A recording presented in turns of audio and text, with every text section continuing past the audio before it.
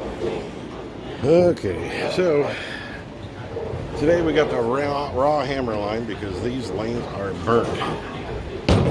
Through one game just to kind of warm up.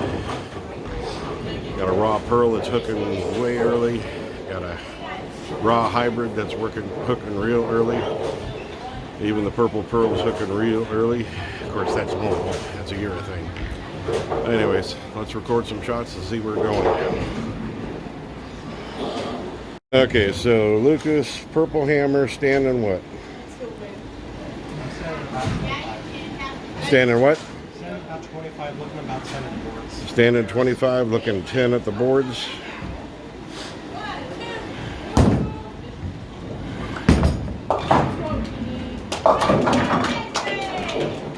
And he feels holy. Alright, so he's going to go for the spare. Doesn't really matter because it's practice. So he had 1703 as speed.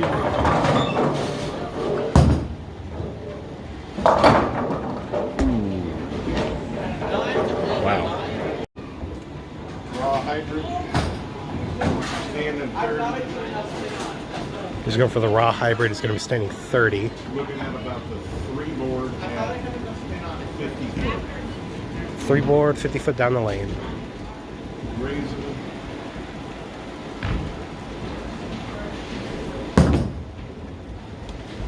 Oh, this is touch perfect. There we go. Okay. Oh well. Hopefully it won't, it'll get drowned out a little. Purple pearl trying to generate a little more power in the shot.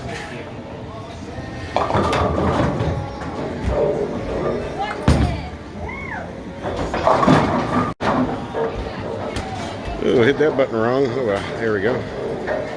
So for that, We're going to generate same. Stand 35, look at 3. Just do raw pearl and see what it does. okay. So he's balling down, standing that same line though. Should be a smoother motion when he gets down the lane. Whoa! Think you hit it a little early. Well, Let's try that again. yeah, take 2.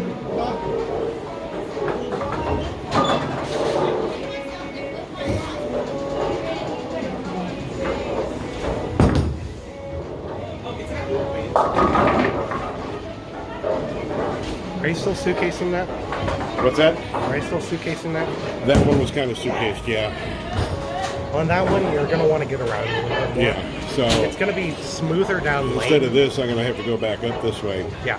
So you want to suitcase it on that raw hybrid, but the pearl is going to be a lot smoother. That one is not a skid flip like the other one is. Right. This one, especially with the way we drilled it. Okay, so let's record the explanation. Well, I didn't record it. What? I didn't record it. Oh, well, listen to him again. Stop it. I see. From what I saw in that shot, you've been suitcasing the same shot, like throwing it exactly the same. That was a good ball, good line. You stayed on the same line. You suitcased it, which means you're getting rid of a lot of that hand, kind of like I do when throwing up the spine. So you're getting rid of a lot of that hand, so your ball's not going to move as much, especially when you're balling down to a ball like that. It's not going to move as much. It's not skid flip like the other raw pearl is. So when you're doing that, he's suitcasing it, so he's kind of pulling it kind of like that. So he's going to want to move his hand back up here and then follow through with that motion. All right, perfect advice. All right, try not to generate so much power still in the purple pearl, is it? Okay.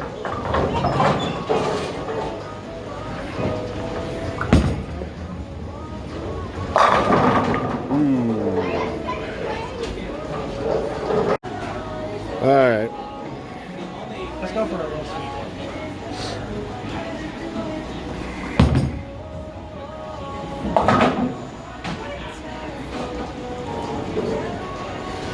When it comes to 10 pins, you got to be able to work on that. You got to be able to throw it at your normal speed, which for me is around 20-ish. You also got to be able to take that speed down and get that angle still out there while still being able to make the pin. It's good practice for you at home if you want to try that. For reference, My normal speed is anywhere from, if I'm having a bad day, 13 and a half to about 15 for most of my equipment. And I've got a medium amount of revs, not that much.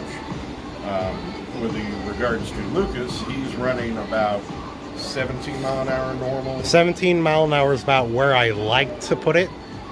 A little under is fine. A little bit more under that is not as good. A little above 17 is fine as long as I constrict my angles. Yeah. But to show you how versatile this equipment is, we're using the exact same equipment, drilled the same way, and we share. So, anyways, on to the next shot. All right, he's going for the same shot. This time he's going to follow what I told him to do. Get some more hand on that ball.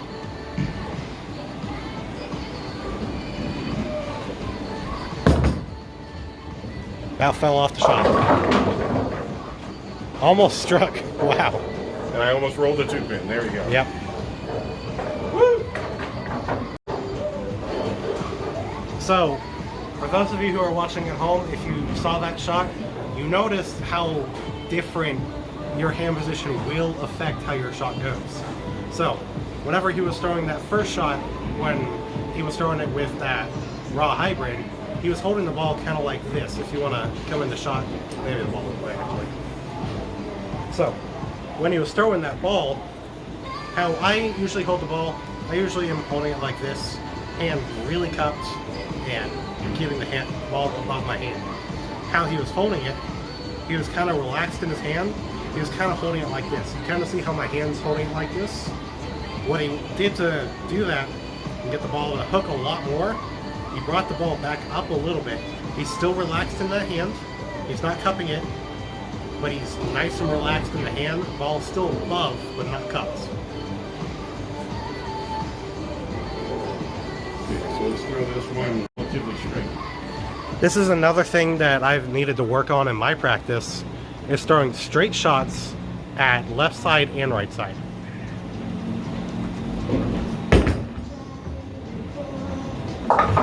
That's a good example of that. Now, that one did hook some, but that one is a plastic ball with a weight lock. It's a Black Widow spare. Okay, so we got Raw Pearl. He's going to throw it slightly different. He's still going to have his right foot on 35. Excuse me, left foot on 35. I do my right foot. This time, I'm still going to keep that pinky up. So, usually whenever I'm throwing my shot, my hand is kind of square like that with my 2 fingers in. This time, I'm bringing my pinky in. I want to make sure I can get around that ball as much as possible. My index finger is always going to stay out. That one never moves.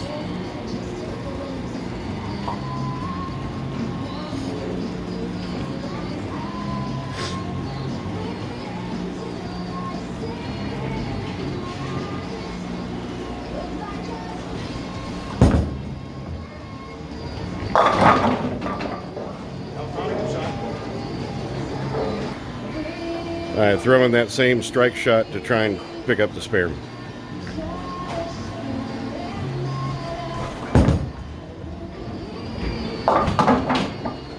Just a hair high, missed it. So, you can see in the difference of how we throw our shots, just how much that ball is going to be picking up and reading that middle part of the lane. My shot, because I have more revs than he does, I don't have a lot of rev, don't get me wrong. I have more rev than my dad does, but that ball is going to pick up a lot earlier. That's just something to look out for whenever you guys are getting stuff. We tend to buy a lot of the weaker equipment, so we're more versed in what the possibilities are for that type, like those types of bowling balls. But also, our lanes don't get oiled that much, so we really need stuff to be able to get down the lane and still have a little bit of bite stored in them. That way we can at least still strike. And for reference, I average more with urethane than I do with reactive, just because we don't get much oil out here. Alrighty, starting that Raw Pearl again. I'm gonna throw that same line that I just threw. He's even standing where I'm standing, so.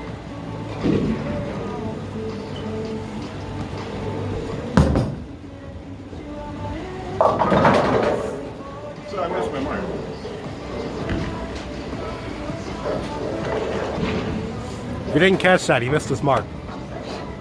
Really want to print that in there. Really want to print that in there. Yeah. All right, go for 3. I want to see you hit the in-between of those 2 left pins.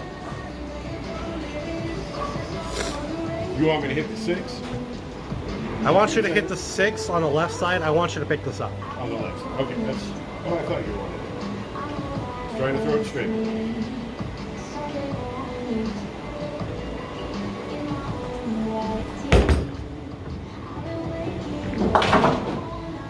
On a normal lane, that probably would have hit the 6 on the right side. Maybe.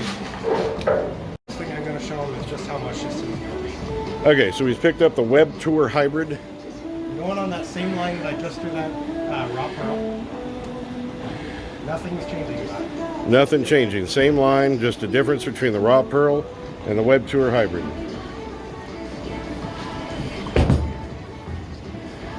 Okay, that's not a good shot because that actually came out right. It rolled out, which is kind of odd for you. So spare with Raw Pearl. In. No business in lead. See? Go someone a drink. Diet Dr. Pepper, light ice, please. All right, what are we doing? I'm gonna try a suitcase. I haven't done this before, even though I'm really, like, I tell a lot of people, hand position matters. It really does. I've never suitcase before, so I'm going to try it.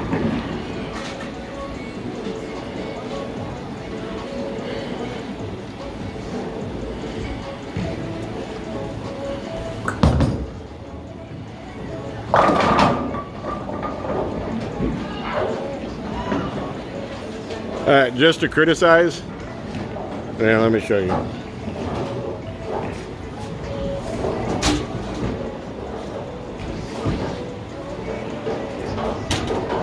I in the shot? I didn't know what you're doing. So it looked like he was still like this, whereas he should have been more like that Farther left? for a suitcase. Yes. Okay. So this is more my normal shot, and that's a suitcase. So, all right. Instead of going for the spare, I'll do that.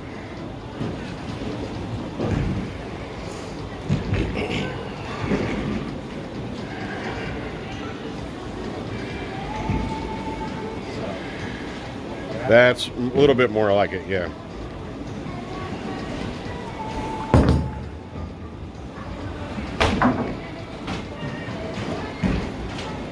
Took a lot out of the ball, so. All right, he's gonna do that suitcase throw that I just showed you that I botched. He's gonna throw it with urethane. We got the purple pearl. Let's stand 25. Standing 25, lining up with that right foot.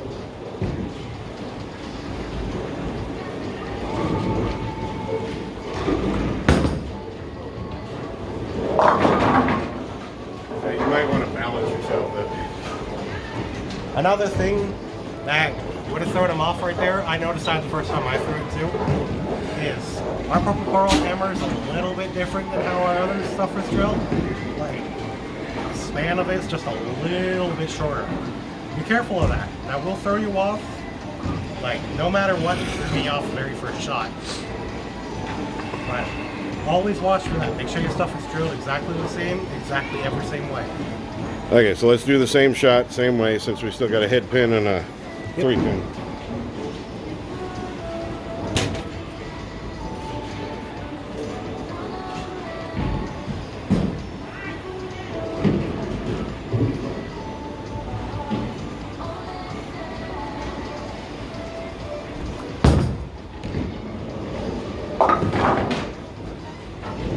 Still a little off balance.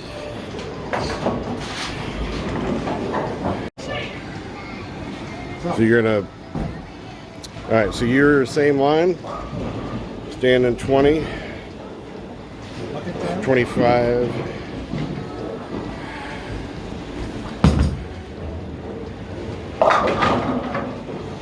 How I would play that lane while I'm still tucking my pinky up, I'm still not going to try and get around the ball. I'm to stick to what I've learned to do now. Stay up the spine. You want to throw urethane that way anyway. Like, stick up the spine, especially if you're playing straight. But you want to play urethane up the spine anyway.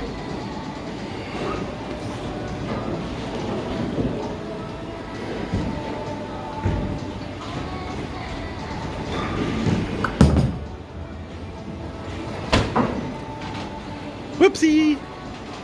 And that snares every now and then. He told me he's doing something different. Sort of. So, one thing I've learned over the past is, I don't think it was my dad that said it, but a bunch of the people I trained with in Austin, Texas, they had told me to move my eyes forward, backward, etc., depending on what the lanes are doing. So here's what we're going to do. Instead of looking about 50 foot down the lane, 45 foot down the lane, I'm going to move my eyes back. Going to probably be looking around the heads, which is about 15 to 20 foot, and see how much of a difference that makes in keeping my balance and such. So we'll do the same shot, urethane suitcase, standing about 25, and hopefully I can make a better shot. Alright guys, I'm going to give you a little insight about what we're talking about when we mean to look where you're throwing. So, on a typical league day, whenever I'm out here bowling or I'm out here practicing, I'm looking at these things.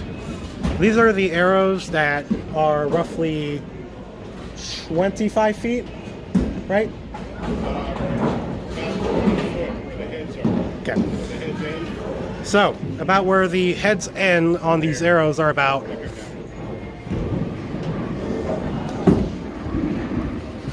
So the arrows are around 15 foot, maybe a little bit less than that. If you follow the lane down this way, you're going to see this connecting line. Now this is a synthetic lane, it's not a wood lane. If it was a wood lane, you'd have one type of wood here and another type of wood there. But since they're synthetic, they're the same material. But this is called the head. That's usually where the most wear and tear is on a lane. So this is around 20, 22, 25 foot, something like that, roughly. I'm not really up on where all my measurements are. I know it's a 60-foot lane, but anyways. Just to give you a little insight, whenever I'm looking at the lane, lining up for my shot, I'm looking back here at these arrows. Whereas Dad, he looks farther down the lane. As you can see, there's another one of those connectors. This is about where he's throwing. This is what, about 50 foot, roughly, 45. And this is another connecting line. You would actually have I believe there's another type of wood if it was a wood lane. But anyways, so normally I'm looking roughly, here's about the 5 board-ish. So I'm looking right around here when I'm throwing a normal shot on a freshly oiled lane. Usually we like to stick pretty far right at the start of the day, but whenever lanes break down, we got to move left. We got to know how to change our shot up. Alright, taking what we just showed you guys, he's going to be moving where he's looking back farther, closer to where I look. Going with that urethane, going to be suitcasing it.